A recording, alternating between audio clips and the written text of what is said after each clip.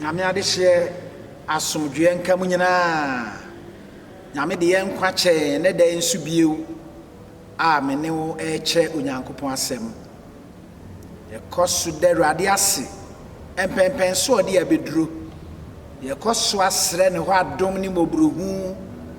Semra yenya mobro ye onyae mobrohu. Onkoso a no ma ne nsaso. Coronavirus edaso ene yete. Nanso nyame guso hye ne ho anonyam. Odofo se ne da meka no. Ye momoden a se nhihye nyina ye bedi so ye hohoro ye nsa. Ye di semina nsu a yetene ase. Ye momoden a ba bibie nam ye nose mask. Mma ye wie mfi. Beti sa bre ebi da so ne nam monten a. Etobri bi na oduru ba bia na e kame ese jama woni ohoho a waba Jerusalem. Obia amfa hwe ho. Odofo hand sanitizer. Koswa na mribia no so fire adwuma. Yen koswa ntiti entem. Na migiri se nyame a wahye adwuma paase no, ode bekwa wie pa. Odofo me ne o ebo mpaye. Adumra na nso ye hyiemu wasemu nti ye bre ye ho ase srese fa utumi edi wasem achi se ne ye ne da no mo wasem nkasa ye ho ene afoforo a etie wasem ho na mo wasem so siesie pe mama ensie yie Yesu Kristo udinti amen. Nyame ade hye nkenkan se miensa Exodus timienu nchichemu du a edikan no Exodus 2:1-10 and a Paulo huma ochirokoma Roman 14:2 nchichemu wotwe a edikan no Paul's letter to the Romans chapter 12 the first 8 verses. The etosomiensa no ewo the gospel according to St. Matthew chapter 16 verse 13-20. Asempa no said the Matthew otwerema eti dunsia chichemu dumiensa ekosi aduo no. Mekai Matthew de nkuto. Moma yentie Awurade asem. Na Yesu dru Caesarea Philippi fam no obisa na suafo no se edi pase onipa ba ne hwan. Na wo se ebinom se Yohane suboni no, ebinom se Elia, na ebinom so se Yeremia ana diifo no mu baako. Obisa won se na monso muse me ne hwan. Na Simon Petro bu ase woni Kristo no onyankrompon te asefo no ba. Ana Yesu bu ase no se enhyira ne wo Yona ba Simon efri se enyo honam ne moja na ayi a kire wo na magya wo soro no. Na menso mesew se woni Petro na obutan so na mede masafu besie na samado apono remove faso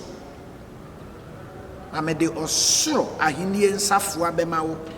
na bibia a obekekere asase so no wa kekere no wo soro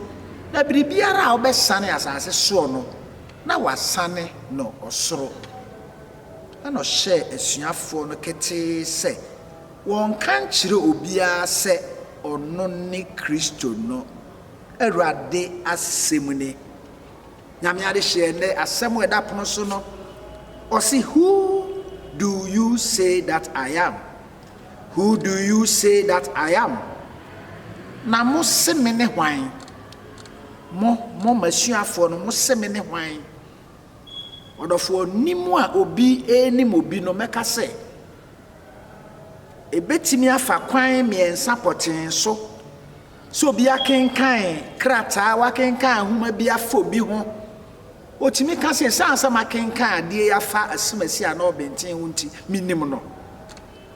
etomri bi obi timi ka obi ho asem kire obi woni na tena ana ebi okwan bi so woni na nyankitahudi ayonkofa ti otimi ka se minim asimasi ebi amaba asonase asafo imu ubi so obi se wini mosofo Ernest Odame asare obi beka so minim no isa aso ne matena kakra odofo saa ohunu ba ko so obi kenkan obi ho asem ane ne yatusu mienu so obi ena eni obi atena o ka ne ho asem a kire obi no enwie peye papa enwie peye isan se wontimi hu no bi nwie ya chiro ni nyina no nya ni nyina na ye sa nipa ne ho asem wie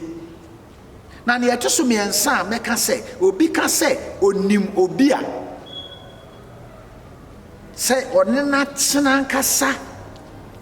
onena nya yonkofa ye beka se intimate relationship onena nya nkitahudie pa onena tena ebi okunu ne oyere enum pokura no yentimi nka se esan se me ni obi esan me ne na tena nkasa ninti minim no wie. I know him or her 100%. It may not be true. Ebetimi abase nya no kure na da bia me ka se nipa me ensa na nim yen onyankopon ankasa obo yen nim yen onim yen inside out onim yen friye mu kosi na awi abonten bibiara eni wa nyame nim fa ye ho obi nso betimi akase minim no se de medical aka no onim yen wie yen ankasa nso yen nim yen ho se ne yen ankasa yete sani afoforo nim yen ene sani yen ankasa nim yen ho no so ebo abira na se ekọ ebom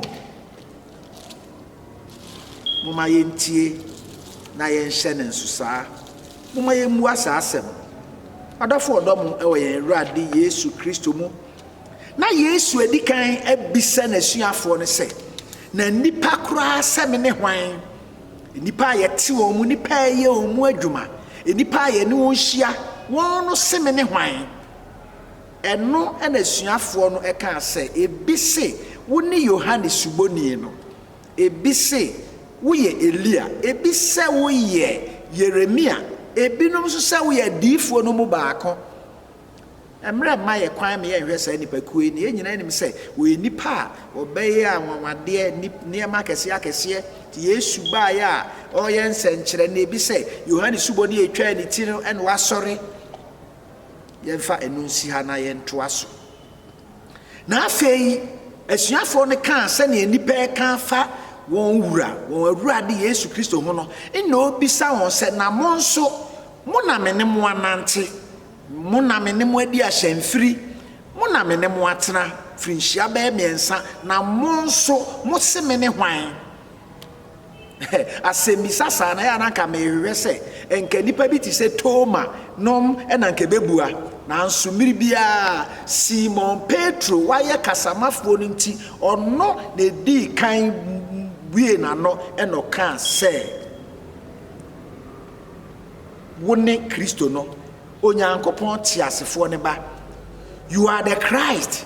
you are the anointed one, the Son of the living God. Ti oka we na Yesu ka se enhyira ne wo yo na ba Simon sa asem a waka de enya honam ni moja na ayi akere wo na mo magya wosoro no na ayi akere wo oto aso kan ne ma bebre fa ne ho se wo ni Petro na obutan so na mesi masore dan ana masore na samado aponti mi ntwi mfaso eno se edi osoro ahini ensafoa ebe hye wo nsa me de bema wo na biribi biara wo be kyekyere e wasase so anu wa kyekyere no wosoro na ne obesane wasase so a no wasane wosoro na afei obra won Yesu ankasa ono a ompesho enipa na ankasa adwen efa onipa ba no efa Messiah ne ho no eye biribi sonko enti o se mo nka nkyere obi a obo wano enipa se me ne hwan na mo nso mo se me ne hwan adofo odom wo Awurade Yesu Kristo mu mi bisa kra se adenti na Yesu bisa sa asemi na aden na ba bi obisa ye Caesarea Philippi obisa asem no wo ho na aden na sa bre ne poti mpokranti and obisa asem no. Why the need for this question? Why at that particular place and why at that time? Therefore, Yesu Kristo na waba bedru na dwuma ne pompon so a aka kakra na sese ne botaye ode ba asase so behunu amane no awu no aka kakra na okọ Jerusalem akohunu amane no awu opese ohunu free na suafo ne ho se so nam a me ne nipa yi nam yi botae a me de ba asase so botae wote ase wonim ne enti a me baaye Yudafoɔ ɛwɔ adwene bi sɛ Messiah bi ɔgyefoɔ bi bɛba nanso wɔhwɛ bi kwan sɛ obi a ɔyɛ ɔkofoɔ a warrior obi a nka ɔba no te pɔnkɔ so ekita akodeɛ na ɔbɛko atu Roman aban agu afiri Palestine na ama Israelfoɔ wanya fahodie ɛno na no wɔhwehwɛ enti ɔpɛsɛ na suafoɔ ti ase ehunu sɛ wɔte me botae a me de ba asase so anaso wɔn so wɔdwen sɛ Yudafoɔ nyinaa sɛ deɛ wɔn nyinaa adwen no anaa enti na sɛ obisa saa asɛm no isa sɛ ɔya bɛn ne ministry awieyɛ obisa wɔ Caesarea Philippi ɔse ɛwɔ Galilea pono atifi the northern part of the Sea of Galilee saa bia hɔ na yɛ baabi a na bosonsom agye ntreha idol worship was on the increase baabi bia obefa bro no so abosonsom ti Yesu ebisa sɛm yi wɔ baabi a enipa ɛsom bosom wɔ sɛ ne ɛbɛyɛ a na asuafoɔ no pai mu ka a waka sɛ ɔno ne Onyankopɔn ba no ɔkronkroni ne ba ɔno ne Kristo no ɔno ne ne wasra no no ɔka ma abosonsomfo atwa hɔhyia no ate sɛ saa owura yi botae a ɔde ba asase so ɔno sɛ ɛne nipa a yɛdi n'akyi nipa a yɛka ne ho asɛm enti na sɛ obisa no saa beae hɔ ɔno no nim nea ɔyɛ n'adeɛ nyinaa so fɛfɛɛfɛ ne kwan so ɛsɛ sɛ ɔte frɛ suafoɔ ne hɔ Yesu kan yɛ ɔpɛso nyam wayɛ sɛ enti sɛ minni hɔ bie mu a enipa etimase sɛ obetimi abɔ dawura fa me ho sɛ me baaye behu na mane ewu de gi adasama nkwa ɛsɛ sɛ ɔte firi wɔn anum sɛ wɔte nase so no ni hɔ a enti obetimi agyina ato adwuma ne so the survivor of the Christian faith after he had left would it continue nti no pese ohunu saa niema nyinaa ɛno ɛna Simon Petro ɛka sɛ wuni Onyankopɔn ba no wuni Kristo no Onyankopɔn te asefoɔ ne ba adɔfo ɔdɔm wɔ Awurade Yesu Kristo mu asɛm a Yesu bisa ɛne ne mu a ehia ama ada ne nyamesu the deity of Jesus Christ had been proclaimed, has been confessed by Simon Peter. Wapay mwaka. Enti onim sa afe de masuafo no etimase enim ne enti a me baaye. Odofo se me nso me new ye bisa yen se Yesu bisa yen se so me ne hwan a emuaye be ne de bema so yenim Yesu Kristo se yen agye nkwa so yenim se ono ne Awurade. He is our Savior. He is the Lord of over our lives. Yenim sa oyerade. Yenim ne se ono enna obabe se obonsam enyuma. Yenim se ono no beji yen free boni tumi ase. Yenim se ono ne yen yaresafo. He being the healer. Do we know Jesus as such? Obi bi say yenim Yesu a san ye bebisa. Ye bebisa so ba se dwama na afi de obeba ne mpre no so se Juda mu jata obeba se temuafo so yenim Yesu okwan ben so na menew yenim Yesu na wo a utie mi onofo wo a wo hwe me so Yesu yi wafa no se wo Awurade ne wagye nkwa na enipa se me ne hwan na mo nso mo se me ne hwan nyame ade hye enhyira ne wo Simon a wo ye yo na ba odofo me mpese e be se mre ne aka ehon nsem ene ahini nsafo so de be ma no ene ne yetiti se nyina nanso me pese yeti ase se sa asem a Yesu kan ye achinyegye bebre aba ho e o Kristo sumu Kristo achidifo ne animdifo bebre se wonne Petro no botan so na mede masafu besi na samado apon entimi ntwimfa so ebinum ka se Petro ene obotan a Yesu si na safo asi so dia onipa ono ontimi ntra ho nkosi awieye onipa obedi na kakra na wawu ndie eye den na yebetimi asi asafo e wo ne so enti so onipa ne wudie na cha asafo ne di ho bieu ebinum e wo that argument. Another school of thought e kire se no kura Petro kan ye se woni Kristo no Onyankopɔn ti asefo ne ba no saa no kure no na Yesu ka ho asɛm se saa no kure so e na mesi masafo. Another school of thought enso e ka se Petro gidie a o kan ye gidie ogina so hunu se Yesu Kristo ni Onyankopɔn ba onu ni Kristo no Yesu Kristo saa gidie ne so ena Yesu Kristo gina ka se wo so na mesi masafo. There are so many arguments. Ba ku bia me san ka ai binum gidie se eye Petro Jesse o kafa Yesu sani asafo bia se kreti asafo a yes founding members ti ebinum o ka say Peter was a founding member eboa odi kan de to ho edi si asafo no sa na o ka odofo me mpese e be say adaje e wo sa argument nyina ho na mom ne ehia me say enipa se me ne hwan si ehwe sa asem ne ye de atoto kenka asem edi kan no eye Exodus timie no nchichemu du edi kan no na o ka fa Moses mra ye wo no na Pharaoh ahyemra se esan se Yudafo no asetre enti Jiwfo no wasetre na nhwe ye be yo hawa ma oda chi nti obema bia ye be wo no yenku no ne maame wo no na ne ho ofe no hu se da bi ntimi nku akolai enti ode ne to eye kenten kubi mu ede ne koto asuo Nile nchen asunua ho odofo na me ka tietia e wo ho ne se ebi obi nimye se nanka ye yi etotwene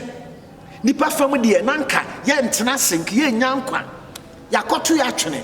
nanso saa Moses ya wokoto no twene ye mamenka ne saa a Pharaoh baba ye kodware ohu no no maame ma wakofa no na ma wa ikofro no ankasa maame baaye no de ne ma no se onko tete ne ma no no betua ne ka na kire yame di saa Moses e Israel man ya minim ne no beye enti se bisafa Moses hu se na hwan ne Mosa anase Mosa ankasa gina ho ene ye bisa ne se na hwan ne wo sen na nipa kan fa ho a ko betimi akasa me yi me totwene nanso nyame hihye mu no ode me beye ogefo ma Israel ni atusu mienu nso se ye hwe Paulo asem a o ka kire Roman fo yi a eno nso ena obi bisa yen se na hwan ne wo nipa sa wo ne hwan e betimi aka sane na Paulo kire Roman fo no se yan me ye obi a me nya me hu se wiase obi a me di me nipadua si ho safore eti ase na ye kronkron na swani no ni me nya me som adwene wo mu me obi a ma twe me ho afiri proye na menwe me nya me hu se wiase na mo me di adwene mu foforo ye sa kira me ho ne matimi aye ne eye pe e wa Awurade anim ne ye so Awurade ani. Who do people say that I am? So yesu ye betimi agina kasa si enipa ye mfa ye hu ma wiase a ya twe hu afiri enema nyina mu na Paulo saka e hwa fa adom akyede ahodo ti ebisa me ne wo se so yenso de ne ye ka fa adom akyede ho a ye beka se e yade anyame de ma ne mama wosom ti obobo adom akyede ahodo bebre so se eye enkom sha me hye no gidie nsusuye so se ye nkyerɛkyerɛ me kyerɛkyerɛ eyo som a me som se eye futu a me tufo me yo futufo me obi anyame ato me nsam enti am able to give me ma me ye adoye se ye huma bronso a me de animtie eye. Who do people say that I am? Sign a nipa say me enemy. Nipa ka se me ne hwan. Won su nipa ka se wo ne hwan. Adofo adomo Awurade Yesu Kristo musa asem ye. Yesu bisa ye betimi de atoto asetram mu baabi biara befa ye betimi de atoto ho. onipa bibire bia betimi abisa semi say san na moka fa me ho. What do you say that I am? Moka san fa me ho. Nyame ade hye se me yosofo nyame asafo mu. So me yosofo a empo me di asafo no asafo madwirim me fa mra de kwan bi so ama edi hu bi ahye wo mu na matimi bon apo sane etese ye hunu se nyame nkrofo bi nipa bi afre o nyame nkrofo eye nipa bi ofre wo ho so ye difo wo ye komsha enim tutu abusuantem titi abusuantem we ye baifo so enipa ehu me se sa na me ye madwuma na se me fa kwan bi so na mabo nipa po makofa we na me ton se enka we aban ka ne we makofa mashira so ti obi a 50 Ghana cedis se we de bo a coronavirus idi nyawo enipa se me ne hwan sofo a me ba po ana be a civil servant. So me obi a be bisa me ho say so san ne ehunu me adwuma me nipa se me ne hwan ana mo a me ne mo adwuma mo se me ne hwan ko betimi aka dan na afa ye ho ye obi e peleti ba ye badwuma late ye obi a ye badwuma ma nkoko asa ye obi a ye be san ye din ni ayira ye obi a ye fa adwuma mu ajapade e de ye ankasa ye de na ye didi ho ana. Who do people say that I am? Na monso mo se me ne hwan nyame ade hye me ye nurse ni tobri bi na akwayare se be bi nurse ni oyarefo aba sa brain kesese ko jabri bia oyeye wo behwe hwemfa ne hokra na o miemia ne phone so oni abadaye tisie bisa sa asem ya na u bisa se so me ye nurse ni nipa se me ne hwan san na nipa humia ke betimi aka se enipa a wo tete ayarefo mpo e ma won yare ekosoro na. Who do you say that I am? Civil servant, corruption, adwuma sasa wo ye jisobi adi ademut die abre wansan wa ye adwuma ye tua wo ho ka na. Who do people say that I am? And what do you also say I am? Say na mu me nipa hodo e ba wadwuma mu so ye ka fa wo ho ye bisa ka san no be ka fa ye ho. Politician so dear ben I want to say what do you say that I am? Ye be ka say oyobia oyaman yo ni ono de tumi na ope onyanya tumi no a ne nkrofo eto abama won kra onwe on hu bieu obesi constituency mu ha just abato ofufura duru. Who do people say that I am? And who do you also say I am? Project bi na odi ani be say politician na e bia ono ankasa fa ho aye yie ansa na obehye project na se. Who do people say I am? Eni pase me ne hwan. Therefore this $1 million question can be asked by anybody as a traditional ruler or hene ana ohima so asamba na makoji sika kakra wa ha makoji sika kakra ha na asem no media oba akudi for pa makaso asem na pai apai ana se meto asase baako ama nipa bebro baako mato ama we na maka kire on se hey me de ewu a wansi wo de entem no asem ba ho amemfa ho. Who do people say that I am? And what do you also say I am? It is a traditional rule as who bisa sa asem ya odofo asem ben emuaye ben ene de bema teacher ni so men so ye bisa me teacher ni na me bisa se enipa ka se me ne hwan a enke ye be ka se teacher ni a ne contact hours onni so na ono de on tre ne hon kira de na momo shankola abose obagigi sika firi won chan na se ensohwe koduru a watime de aboa wo wana hwan. Yes, only one say teacher ni and found some collar say near man sohwe bremu and near my baby resisi. It's science a teacher boni bi one yet you must so ye in collar or want to apostle. I would dimpo and the phone penny for them or man penny cry a cahubi. A riding who am mobile.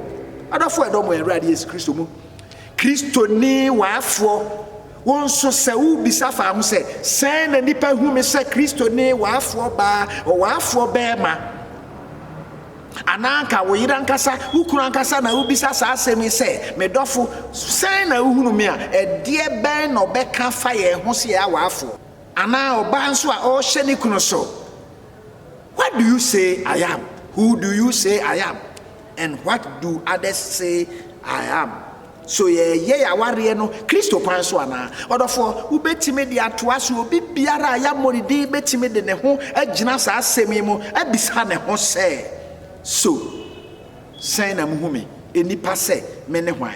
adofo odomo ewe ye Awurade Yesu Kristo mu sa asem a Yesu bisa ye ni muaya ye bisa ye ti ye eyade ehia man ye bre nsoso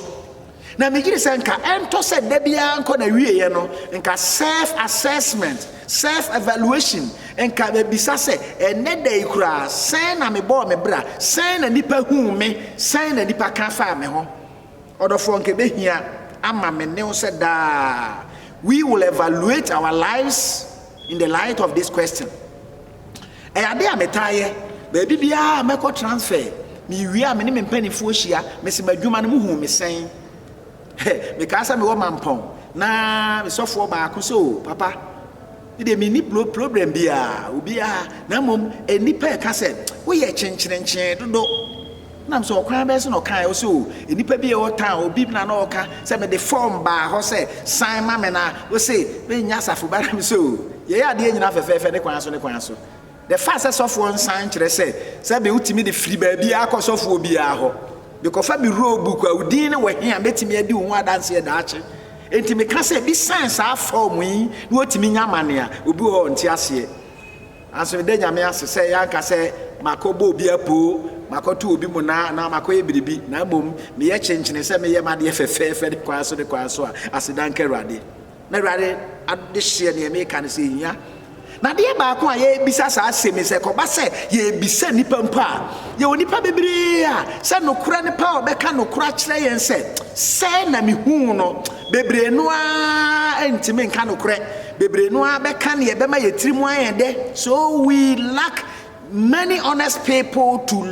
help us evaluate our lives. Ebi so ebetimi aba ebi obi wa ye ka no kura ne kire na ne bube fu tie ne ye be ka ne ye wode amwate na ne yodium enso na ukoto amana mu pa e je afo momma ye mpe nipa bi e be ya nokwafo wo ya brabo mu na kasa asemu ya Yesu bisa ye na moseme ne hwan no ye nya nipa bi e be boa ya ma dada ya timi de abrabo atu nsane ani na timi ame ya konkan e de ahye Awurade anonyam moseme ne hwan useme ne hwan odofo be pese da yesisi Yesu ni mbutaye nti a obisa asa asemi pese ohu se na suafo no nim no na dwuma no ni ho a obetimi atoa so odofo hwan na nim yen na se ne onim yen no saa na enim yen ho ana saa na nyame nim yen nipa seme ne hwan na monso moseme ne hwan etomri bi e betimi ayenya atwom nipa nim de e be fefefe tim nipa seme ne hwan no nipa benim ye kama na nso na ye dua broni biribi tomakatade so ayenim nipa seme ne hwan odofo momma ye nwe sa nsemi ho da na ye hwe se ne nyame nim yen se ne afoforo nim yen ene se ne yen ankasa ye nim ye ho no ekobenkro na se yetimi ye we dia ye beye nipa yetimi aye Awurade pe se ye bisa semi ya fa ye ho a ne nipa beka no enye ne ye nokure na se nokure nso a eye nwo a momma ye nyintum ne emre ye ho ase na ye mfa enye dwuma emfa ntu anamon enhye ntwedi ampo nyankrompo na nonyam Awurade nhira opi na onsiesie me ne ope ne yetimi agina ye bisa sa asemu fa ye ho a emuaye ebenya no aye muaye papa ye be hye Awurade anonyam me ne obo mpaye ye da wase adumura wasem so aba ene dai Awurade ma ye ntimi mfa ye ho nto nsani ani ye mfa ye ho nyina hwehwem mra sa asemu se moseme ne hwan nipa hunu me sen no se sinto bi wo ye ho a Awurade abrɛ yɛn ho ase ɛtumi agye atom no wasiesie yɛn pɛ ama wahenie asɛkyɛ wankyɛw pie wɔ ne onyan mu a yɛne angu wo ne wabɔfoɔ anim na yɛkra nso anyera yɛda wase watie yɛn yɛkɔ so de yɛn ho hyɛ wo nsa o covid-19 berɛ yi mu yɛn werɛ ɛda so wɔ wo Awurade mu sɛ Awurade wo na wobɛkɔ so agye yɛn Awurade gye yɛn Awurade gye yɛn ɛsiane sɛ wo ne yɛn yaresafoɔ wo ne yɛn gyefoɔ wakyi ne w'anim obi ne hɔ ma ɛmmerɛ mu saa ma yɛn na siesie yɛn pɛ Yesu Kristo ne nti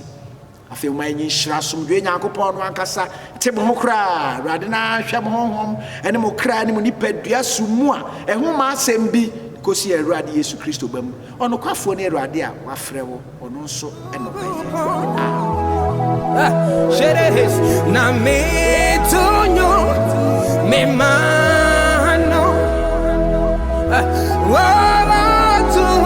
fuwa nenoni me wudurade me kafono nene nyoma